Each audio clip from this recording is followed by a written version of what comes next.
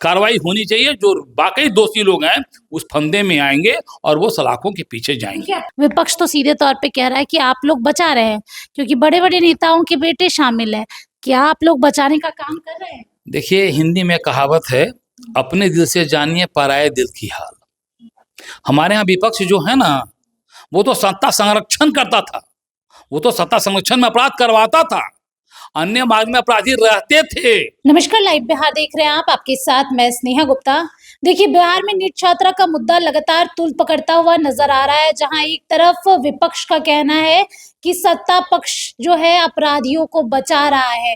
कई बड़े नेताओं का नाम सामने आ रहा है, नेताओं के बेटे का सामने नाम आ रहा है और ऐसे में लगातार सरकार को घेर रहा है विपक्ष। हमारे साथ खास बातचीत करने के लिए सुनील सेवक है, बीजेपी प्रवक्ता है, सीधे बात करेंगे। सुनील जी, सबसे पहले तो इस पूरे मामले को आप कैसे देखते हैं? देखिए, ये एक जघन्य अपराध तो हुआ ही है, बच्ची किसी की भी हो, ऐसी घटना किसी भी सब समाज के लिए कलंक के रूप में है। तो इसकी भर्त्सना सब लोगों ने की है, चाहे सत्ता पक्ष हो या विपक्ष हो।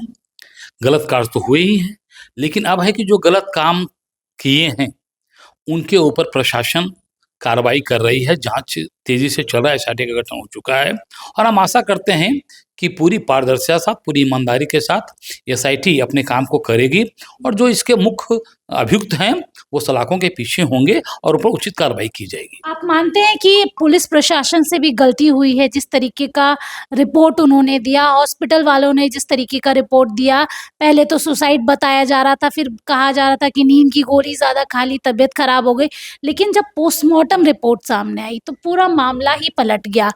दुष्कर्म का मामला सामने आया, कई तरीके के घाव थे बच्ची के शरीर पर। आप मानते हैं कि लापरवाही देखने को मिल रही है और पुलिस पर एक्शन होना चाहिए? देखिए, इस चीज की का एहसास हमारे बड़े प्रशासनिक पदाधिकारी को भी हुआ कि हमने हड़बड़ी में अपनी बातों को मीडिया के सामने रखा, है ना, और जब सही बात सामने आई तो उनको पश्चाताप भी हुआ है और उन्होंने इस अपनी भूल के लिए माफी भी मांगी है कि क्योंकि जिस तरह का प्रेशर बन रहा था ना प्रशासन के ऊपर, तो प्रशासन थोड़ा उस दबाव में आकर उस तरह की वो घोषणा कर डाला, जबकि प्रशासन को ऐसे दबाव में आने की कोई जरूरत नहीं थी।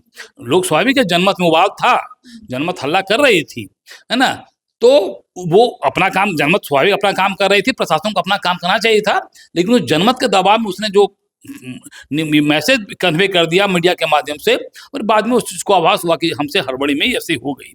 लेकिन अब उस भूल को सुधार करते हुए एसआईटी का गठन किया गया है और ये तय है कि उस एसआईटी का जो भी जांच होगा वो निष्पक्ष होगा, ट्रांसपेरेंट होगा और उसमें जो उचित कार्रवाई होनी चाहिए। जो वाकई दोषी लोग हैं उस फंदे में आएंगे और वो सलाखों के पीछे जाएंगे। अब तो राजनीति भी होने लगी है, इस पूरे मुद्दे पे राजनीतिक रोटी भी लोग सेक रहे हैं, चाहे सत्ता पक्ष की बात करें या विपक्ष की बात करें।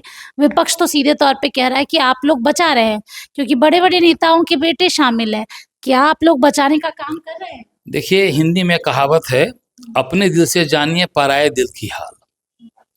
हमारे यहाँ विपक्ष जो है ना, वो तो सत्ता संरक्षण करता था, वो तो सत्ता संरक्षण में अपराध करवाता था, अन्य मार्ग में अपराधी रहते थे, रात में वहीं खाते थे, सोते थे, है ना, वहीं से चलते भी थे अपराध करने के लिए, इसलिए उनकी बातों को कोई हम तवज्जो नहीं दे रहे हैं। लेकिन ये तय है कि बिहार में ऐसे दुष्कर्मियों ने बिहार को कलंकित किया है, बिहारी को कलंकित किया है और उसका परिणाम उनको भुगतना होगा।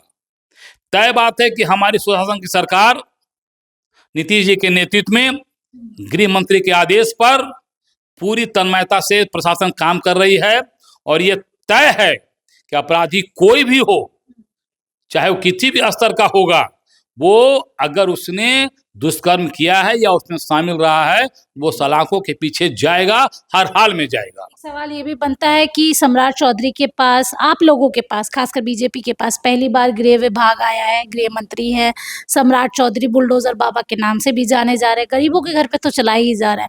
क्या हॉस्टल्स पे चलेगा? क्योंकि देखिए पटना की अगर हम बात करें तो बिहार के अलग-अलग कोने से बच्चियाँ आती हैं पढ़ने के लिए, तैयारी करने के लिए।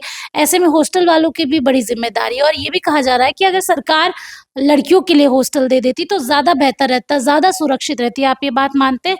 और क्या अपराधियों के हॉस्टल पर बुलडोज़र चलेगा? देखिए, आपने जो कहा कि गरीबों के ऊपर बुलडोज़र, मेरी सरकार गरीबों में बुलडोज़र नहीं चला रही है। ये अतिक्रमण के नाम पे तो हटाया जा रहा है। ये अतिक्रमण के नाम पर। हुँ, तो अतिक्रमण किसी के लिए भी अच्छी चीज़ नहीं है। आप ही के घर पर कोई अतिक्रमण कर ले, आपके रास्ते पर कोई अतिक्रमण कर ले, आपको बुरा लगेगा। उसको हटाना ही प्रशासन का काम है। तो वो तो एक प्रक्रिया है। अब रह गई बात अपराधियों के घर पे बुलडोज़र की बात आप कर रहे हैं। तो हमारे यहाँ तो स्पष्ट है ना कि अगर आप अपराधी घोषित हुए हुँ, और आपका निवास या आवास गलत तरीके से है, गलत पैसे से बना हुआ है, गलत ज़मीन पे बना है, तो उसमें बुलडोज़र चलना ही वो कानूनी प्रक्रिया है। स्वाभाविक है, आप जब गलती करेंगे, तो आपके हर गलत चीज़ों का संज्ञान लिया जाएगा और जितने भी गलत आपने काम किया है, हमारा उद्देश्य है कि हर गलत आपके द्वारा किए गए गलत काम का नेस्तनाबूद करें और आपको सलाखों के अंदर भेजें। चलिए देखिए सीधे तौर पे कह रहे हैं ना सरकार किसी को बचाएगी ना फंसाएगी। अगर आप अपराधी साबित होते हैं तो आपके घर पर भी बुलडोज़र चलेगा। हालाँकि नीट छात्रा के मामले में जिस तरीके का माहौल बन गया है और ख़ासकर लापरवाही देखने को मिली है, अब देखना होगा कि जवाब क्या कुछ मिलता है। आखिरकार जो घटना में संलिप्त हैं वो कब तक पकड़ाते हैं।